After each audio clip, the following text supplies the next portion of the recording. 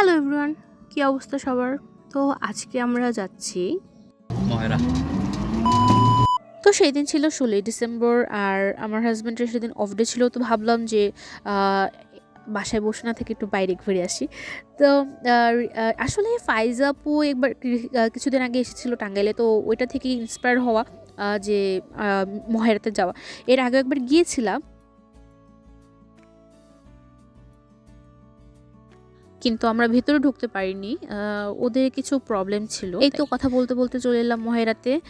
ফার্স্টে টিকিট কাটতে হবে, আর টিকিট পার পারসন 100 করে নিয়েছিল।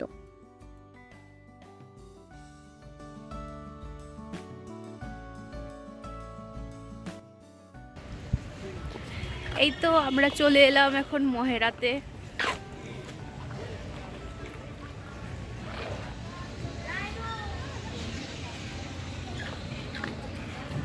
এর আগে একবার এসেছিলাম, কিন্তু তখন আমরা গেট অফ পেয়েছিলাম, তো আমরা কেউ আসতে পারিনি ভেতরে। তো আমরা সাইড দিয়ে ঘোরাঘুরি করে চলে গেছিলাম। তো আমি ভাবছিলাম যে এবারও মনে হয় বন্ধ পাবো, কিন্তু না, এবার ওপেন আছে সব।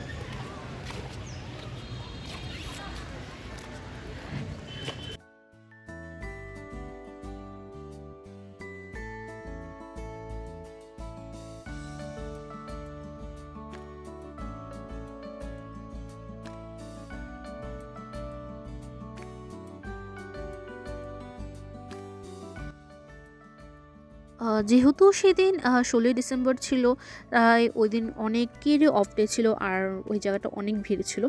তো আমরা ফার্স্টে এই জায়গাতে অনেক ছবি তুলেছি, আর আমার এই ছবিগুলো দেখতে চাইলে আমার প্রোফাইলে চলে যেও, দোলন রয় দোলা।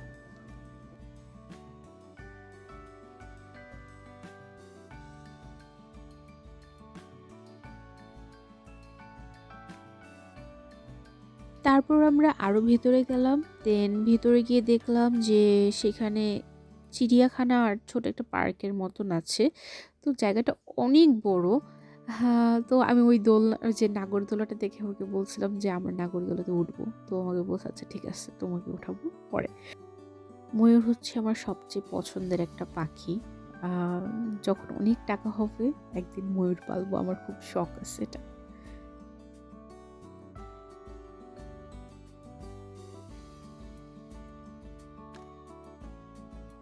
এরপর আমরা বানরের সামনে গিয়েছিলাম। তো বানরটা ফার্স্টে আমার ব্যাগটা দেখে মানে ও ভাবছে এইটা ওর ভাই, মানে ওর স্কিন কালারের সাথে ম্যাচ হয়ে গেছে। ও তারপর ব্যাগটা নিয়ে ওর সামনে নিলাম, দেখে আর কিছু বলতেছিল না। তো একটা লোক ওকে খাবার বিস্কুট দিয়েছিল, তো বিস্কুটটা মানে খাঁচার ভেতর ভেতর নিতে পারতেছিল না। তো অনেক বুদ্ধি কেরামতি করে এটাকে নিচ্ছে।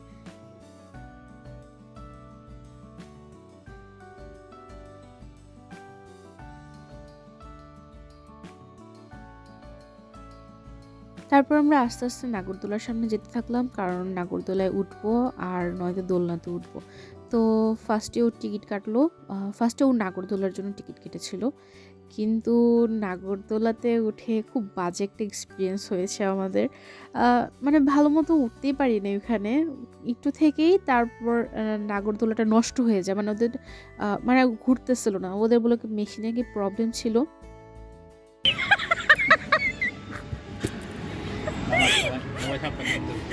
মাথাটা নিচে করে একটু দেখো কত উপরে উঠছো তুমি।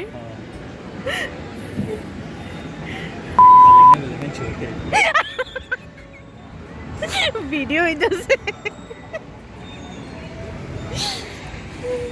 তুমি না এক গুরান্দা দেখতে চাইছো সব, এদিকে কি কি আছে। এই নাগরদোলাতে জাস্ট একটা রাউন্ড দিছি, তারপরে তারা বলতেছে আর চলতেছে না, মেশিন নষ্ট। তারপর আমি তো মানে চেতে গেছে যে তাহলে টাকা ফেরত দেন, হয় টাকা ফেরত দেন, অন্য কিছু ব্যবস্থা করে দেন।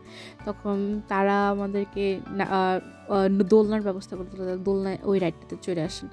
তারপর আর কি, দোলনাটা আমার আরও বেশি পছন্দের। তারপর আবার আমি গেলাম দোলনাতে।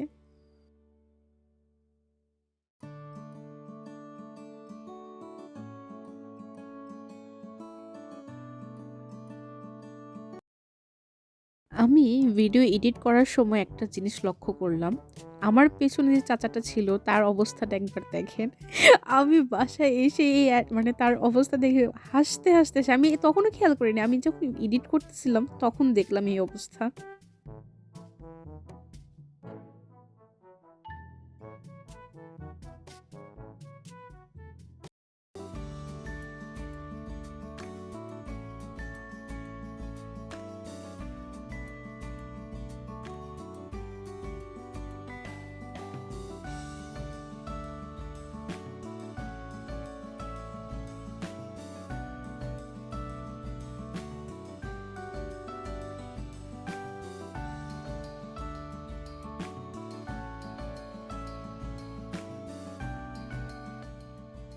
মহেরা জমিদার বাড়িতে গেলে সবার আগে তোমাকে হাতে সময় নিয়ে যেতে হবে, কারণ জায়গাটা অনেক বড় আর অনেক টাইম লাগে, অনেক কিছু খুঁটে খুঁটে দেখতে গেলেও অনেক টাইম লাগে স্বাভাবিক। তো আমি গিয়ে অনেক হয়ে গেছিলাম যে এত বড় জায়গা হাঁটতে হাঁটতে আমার পা অনেক ব্যথা হয়ে গেছিলো।